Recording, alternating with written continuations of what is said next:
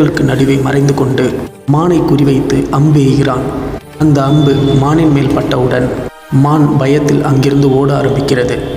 வெகு தூரம் ஓடி வந்த மான் மிகவும் சோர்வடைந்து விட்டது. பிறகு அந்த மானால் நடக்க முடியவில்லை. எனினும் வேடன் பின்னால் வருவான் என்று நினைத்து கடைசியாக ஒரு முறை அழுதுவிட்டு அங்கிருந்த ஆற்றங்கரையை நோக்கி வேகமாக வந்தது. அது மானின் நெருங்கிய நண்பனான குரங்கு மானை கண்டவுடன் அதன் பின்னாடி வந்து கொண்டிருந்தது.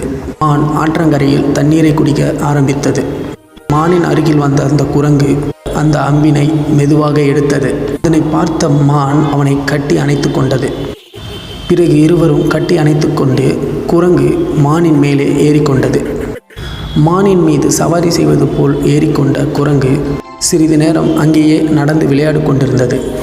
சிறிது நேரத்திற்கு பிறகு மானின் காதில் பூக்கள் இருக்கும் இடத்திற்கு செல்லுமாறு கேட்டுக்கொண்டது.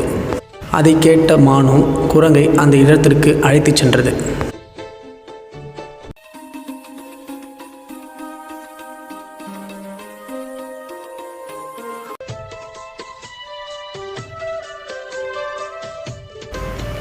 இருவரும் பூக்கள் இருக்கும் இடத்தை வந்தடைந்தனர். அப்பொழுது மானின் மேலிருந்த குரங்கு கீழே இறங்கி பூக்களை பறித்து மானிற்கு உணவாக கொடுத்தது. பூக்களை உண்ட மான் மிகவும் சந்தோஷமாக உணர்ந்தது.